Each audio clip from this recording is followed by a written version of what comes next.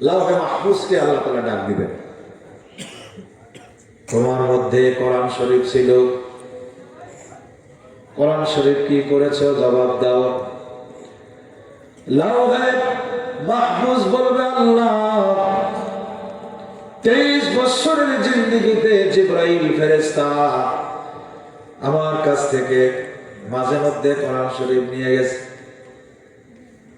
লাউহে মাহফুজ বলবে জিবরাইলকে দিয়ে দিয়েছি। আল্লাহ পাক বলবেন জিবরাইল দাঁড়াও, লাউহে মাহফুজ থেকে কোরআন শরীফ নিয়ে কি করেছো জবাব দাও।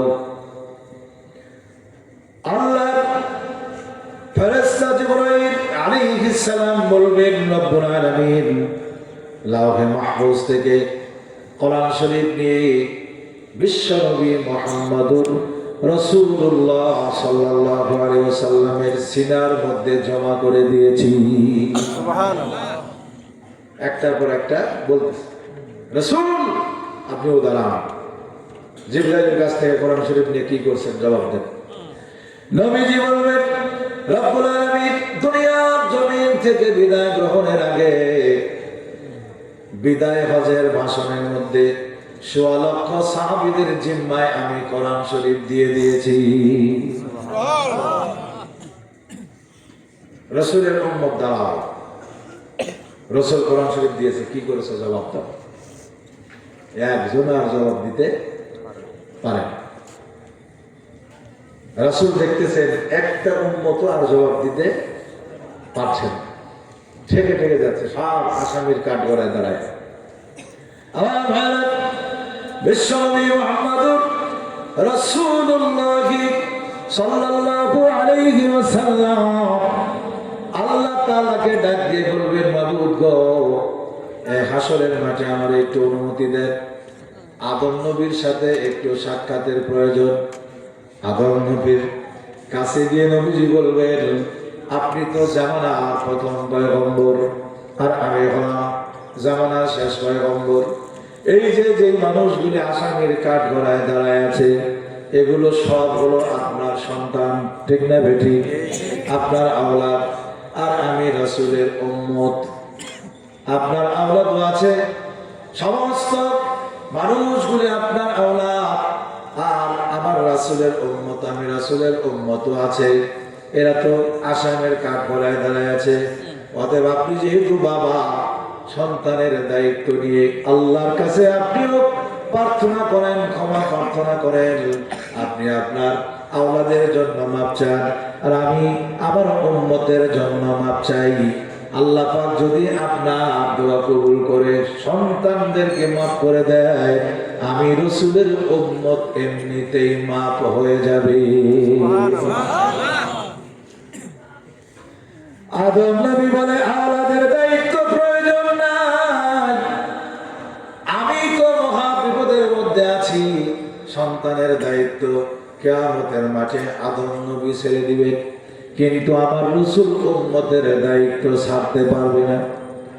আল্লাহকে ডাক দিয়ে বলবে আল্লাহ এই যে আসামির কাঠ গড়ায় যারা দাঁড়ায় আছে এরা আমার সাহাবী আছে, এবং এমন কিছু মানুষ আছে কোরআনের জন্য, তোমার কোরআনের জন্য জীবন পর্যন্ত দিয়েছে। এমন কিছু মানুষ আছে কোরআনের কথা বলতে গিয়ে আব্বা আম্মা এমনকি বাড়ি ঘর পর্যন্ত ত্যাগ করা লেগেছে। আছে না নাই? কোরআনের জন্য জেলখানার মধ্যে বন্দী হতে হয়েছে, আয়না ঘর পর্যন্ত ঢুকে গেছে। কোরআনের জন্য, এই কোরআনের রাজ কায়েমের জন্য বুকের তাজা রক্ত জমিনের মধ্যে ঢেলে দিয়েছে। এমনও কিছু মানুষ এখানে আছে যারা জিন্দেগিতে তোমারও দেখে নাই, আমি রাসূলকেও দেখে নাই। আল্লাহ ও রব্বুল আলামিন, এরা হয়তো দুনিয়ার জমিনে চলতে গিয়ে একটু গুনাহের কাজ করে ফেলেছে, এখন আসামির কাঠ গড়ায় দাঁড়ায় আছে। রব্বুল আলামিন যতক্ষণ পর্যন্ত উম্মতের সঠিক একটা ফয়সালা না হবে, আমি রাসূল কিন্তু জান্নাতের দিকে কদম দিব না। কি আজীব বিষয়, চিন্তা করে দেখেন। সবাই সবার দায়িত্ব ছেড়ে দিলে রাসূল উম্মতের দায়িত্ব ছাড়বে। সিজদায় পড়ে যাবে, কাঁদতে থাকবে। আল্লাহ পাক বলবেন, রাসূল দুনিয়াতে অনেক কেঁদেছেন, দান্দান মোবারক শহীদ হয়েছে, তায়েফের জমিনে রক্ত ঝরিয়েছেন, হাসরের মাঠ আপনার কাদার জায়গা নয়। মাথা উত্তোলন করেন, আপনার সমস্ত উম্মতের দায়িত্ব আমি আল্লাহ তাআলা কোরআনের জিম্মায় ছেড়ে দিলাম। সুবহানাল্লাহ, আল্লাহু আকবার বলেন। আল্লাহ তখন বলল, কোরআন দেখো তো হাসরের মাঠে তোমার দিয়ে জীবন চালাইছে এরকম কিছু লোক আছে নাকি?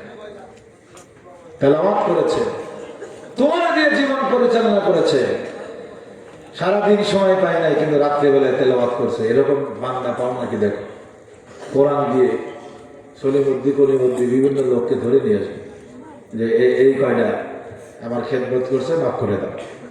আল্লাহ পাক বলছেন, ওদের তো অনেক গুনাহ, অনেক গুনাহ আছে, অনেক কেসের আসামি, কেমনে মাফ করো?